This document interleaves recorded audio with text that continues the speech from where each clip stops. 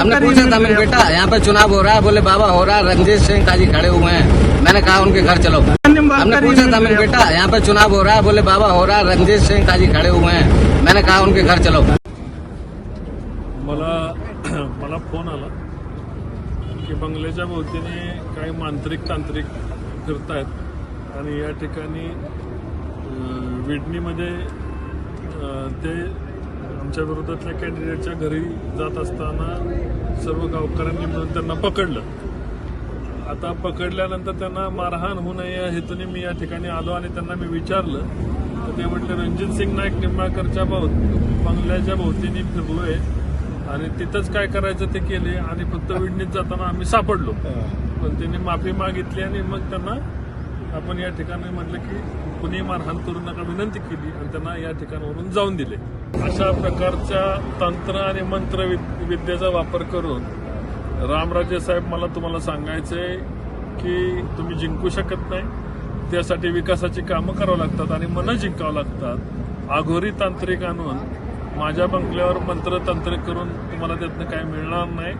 आणि अशा गोष्टी जर होऊन जर लोक इलेक्शन जिंकत असतील तर देशामध्ये फक्त आघोऱ्यांनीच राज्य केलं असतं. अशा प्रकारच्या गोष्टीचा आणि अशा चुकीच्या कृत्याचा मी या ठिकाणी निषेध करतो. मला ह्याच्याबद्दल काही फारशी माहिती नाही, परंतु काही यूट्यूबवर वगैरे काहीतरी काही न्यूज चॅनल्सवर काही त्या ठिकाणी काही लोक बोलण्याचं मी पाहिलं. त्याच्यामध्ये नेमकी कोण आहेत हे कोण नाही ते मला काहीच कल्पना त्यावरून काही आलेली नाही.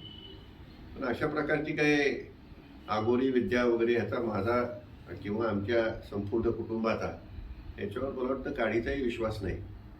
आम्हाला वारकरी संप्रदायाचा वारसा आमच्या आजींकडून लाभलेला आहे आणि महाराज साहेबांकडून तर त्या ठिकाणी फक्त राम हेच तुमचं दैवत आहे असं पहिल्यापासून आणि तुळजाभवानी असं मनावर सातत्याने बिंबवत आलेले. त्यांनी कुठलेही महाराज वगैरे अशा मार्गाला म्हणजे लहानपणापासून अशा प्रकारचं घरी कुठलंच वातावरण नसल्यामुळे अशा प्रकारची काही मला तरी माहिती नाही. पण त्या ठिकाणी अनावश्यक रामरायांचं नाव घेतल्याचं त्या ठिकाणी दिसून येत आहे आणि ते अत्यंत चुकीचं आहे. वास्तविक कुणीही बोलवले का बोलवले आणि मग ही सर्व मंडळी तिथं काय पळत पळत गेली. त्या ठिकाणी माझी खासदारही दिसत आहेत. ते का तिथं पळत पळत गेली ह्याचं काही कोडं मला काही उलगडलं नाही. आणि रामराजे किंवा आम्ही कुणीच अशा प्रकारच्या कुठल्याच ह्याच्यावरती विश्वासच ठेवत नाही. त्यामुळं लाभाकरता करायचा दुसऱ्याच्या तोट्याकरता करायचा हा त्या ठिकाणी प्रश्नच येत नाही. 17 जानेवारी 2025 रोजी विडणीमध्ये असाच एक अघोरी प्रकार घडला होता. छिन्नविच्छिन्न परिस्थितीमध्ये एक शव सापडलं होतं तिथं. त्याचा अजूनही अद्यापही तपास लागलेला नाही पोलिसांकडून. त्याच अनुषंगानं ही घटना आहे का असं आपल्याला काही नमूद करावं. मला ती घटना झालेली त्याची कल्पना आहे, परंतु ह्या घटनेचा त्याचा काही संबंध असेल नसेल मला काही त्याच्याबद्दल सांगता येणार नाही. आणि त्या साधू लोकांना लगेच सोडण्यात आलं. जर आता खरोखर तशा प्रकारचं मला वाटतं कायद्याने सुद्धा त्याच्यावरती काही तरतुदी आहेत की आघोरी विद्या करत असली तर काही कायद्यामध्ये सुद्धा त्या ठिकाणी काही कलम आहेत. मग त्यांच्यावरती ॲक्शन घ्यायला पाहिजे होतं. कोण तिथं तरी पळत पळत येतं आणि त्यांना सोडतं हे थोडंसं सगळं वेगळंच त्या ठिकाणी वाटतंय की तुम्हीच बोलवली होती, पकडली गेली म्हणून तुम्हीच येऊन तिथं सोडली आहेत का आणि दुसऱ्यांची नावं त्या ठिकाणी घेताय. हे काय विषय काही लक्षात येत नाही.